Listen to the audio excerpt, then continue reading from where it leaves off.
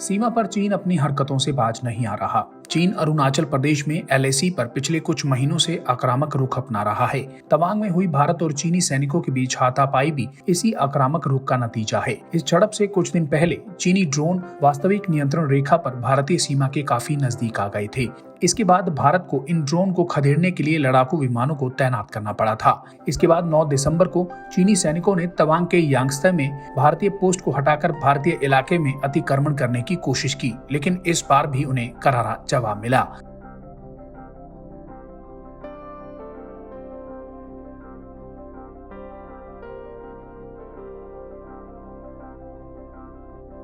भारतीय सैनिकों की बहादुरी के आगे चीनी सैनिक पस्त नजर आए और अपनी पोस्ट पर वापस लौट गए। आइए जानते हैं तवांग में क्या क्या हुआ। चीन LAC पर स्थित यांगत्से में भारतीय सेना की मौजूदगी का लगातार विरोध करता रहा है, लेकिन पिछले कुछ समय से चीनी सेना LAC पर यांगत्से के पास काफी आक्रामक व्यवहार कर रही है। रक्षा सूत्रों के अनुसार पिछले कुछ हफ्तों में 2 से 3 बार ऐसे मौके आए हैं जब चीन के ड्रोन भारतीय सेना के पास उड़ान भर रहे थे। इन्हें देखकर वायुसेना ने लड़ाकू विमान तैनात किए। इसके बाद चीन के ड्रोन भाग खड़े हुए। भारत की ओर से चीन का जवाब देने के लिए सुखोई 30 विमान तैनात किए गए थे। ये तनाव 15 दिन तक जारी रहा। फिर 9 दिसंबर को चीनी सैनिकों ने साजिश का नया प्लान बनाया। भारतीय सेना ने तवांग में हुई झड़प की पूरी कहानी बताई। 9 दिसंबर को अरुणाचल के तवांग सेक्टर में भारतीय और चीनी सैनिकों के बीच झड़प हुई। इस झड़प में दोनों ओर के सैनिकों को कुछ चोटें आई हैं। ये झड़प तवांग के यांगत्से में ऐसे वक्त पर हुई जब भारत और चीन के बीच पूर्वी लद्दाख में पिछले 30 महीने से विवाद जारी है। भारतीय सेना के अनुसार 9 दिसंबर को PLA सैनिकों ने तवांग सेक्टर में LAC पार की, लेकिन भारतीय सैनिकों की दृढ़ता से उन्हें पीछे हटना पड़ा। लेकिन भारतीय सैनिकों ने दृढ़ता से मुकाबला किया। इस दौरान दोनों पक्षों के सैनिकों को मामूली चोटें आई हैं। हालांकि बाद में दोनों सेनाएं इस क्षेत्र से पीछे हट गई। भारतीय कमांडर ने क्षेत्र में शांति बहाल करने के लिए इस मुद्दे पर चर्चा करने के लिए चीनी समकक्ष के साथ बैठक की। हालांकि भारतीय सेना की ओर से ये नहीं बताया गया कि कितने चीनी सैनिक इसमें शामिल थे और कितने जख्मी हुए। इस बार भी चीनी सैनिक गलवान की तरह नई साजिश के साथ तैयार थे। सूत्रों के अनुसार सोची समझी साजिश के तहत 300 सैनिकों के साथ यांगत्से इलाके में भारतीय पोस्ट को हटाने पहुंचे। चीनी सैनिकों के पास कंटीली लाठी और डंडे भी थे, लेकिन यहाँ के जवान भी मुस्तैद थे और भारतीय सैनिकों ने तुरंत मोर्चा संभाल लिया। सूत्रों के अनुसार झड़प में चीन के ज्यादा सैनिक घायल हुए हैं। भारतीय जवानों को भारी पड़ता देख चीनी सैनिक पीछे हट गए। बताया जा रहा है कि चीनी सैनिकों ने पत्थरबाजी भी की। भारत के 6 जवानों को इलाज के लिए गुवाहाटी लाया गया है। रक्षा मंत्री राजनाथ सिंह ने संसद में अरुणाचल में हुई झड़प के बारे में जानकारी दी। उन्होंने बताया कि भारतीय सेना ने चीन का बहादुरी से जवाब दिया। भारतीय सैनिकों ने चीनी सैनिकों को उनकी पोस्ट पर वापस भेजा। इस दौरान भारतीय सेना का कोई भी जवान न तो शहीद हुआ है और न ही कोई गंभीर रूप से जख्मी है।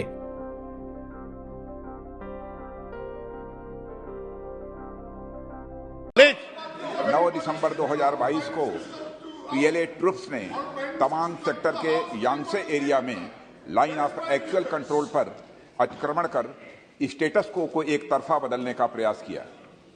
चाइना के इस प्रयास का हमारी सेना ने दृढ़ता के साथ सामना किया है अध्यक्ष महोदय, और इस फेस ऑफ में हाथापाई भी हुई है।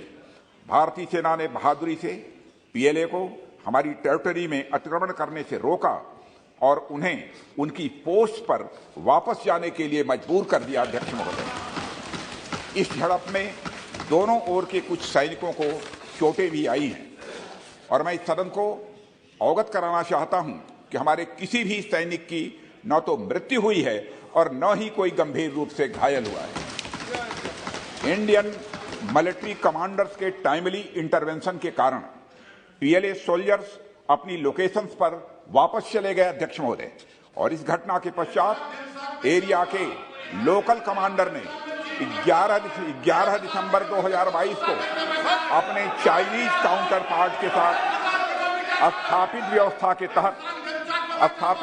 के तहत एक फ्लैग मीटिंग की और इस घटना पर चर्चा की। चीनी पक्ष को इस तरह के एक्शन के लिए मना किया गया और सीमा पर शांति बनाए रखने के लिए कहा गया।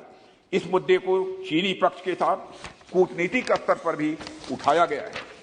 अध्यक्ष महोदय, मैं इस सदन को आश्वस्त करना चाहता हूं कि हमारी सेनाएं हमारी भौमिक अखंडता को सुरक्षित रखने के लिए पूरी तरह से प्रतिबद्ध हैं और इसके खिलाफ किसी भी प्रयास को रोकने के लिए सदैव तत्पर है हमारी भारत की सेना। और मुझे विश्वास है कि यह सदन हमारी सेनाओं की वीरता और साहस को एक स्वर से समर्थन देगा। और अध्यक्ष महोदय, मैं पूरी तरह से आश्वस्त हूं कि यह संसद बिना किसी संशय के भारत की सेना की क्षमता, शौर्य, पराक्रम व प्रतिबद्धता का भी अभिनंदन करेगा। राजनाथ सिंह के अनुसार पीएलए के जवानों ने तवांग सेक्टर में अतिक्रमण करके यथास्थिति को बदलने की कोशिश की थी, लेकिन भारतीय सैनिकों ने दृढ़ता से इसका जवाब दिया। इस दौरान हाथापाई भी हुई। चीनी सैनिकों की ओर से पत्थरबाजी भी की गई, लेकिन भारतीय सैनिकों ने इसका मुंहतोड़ जवाब दिया।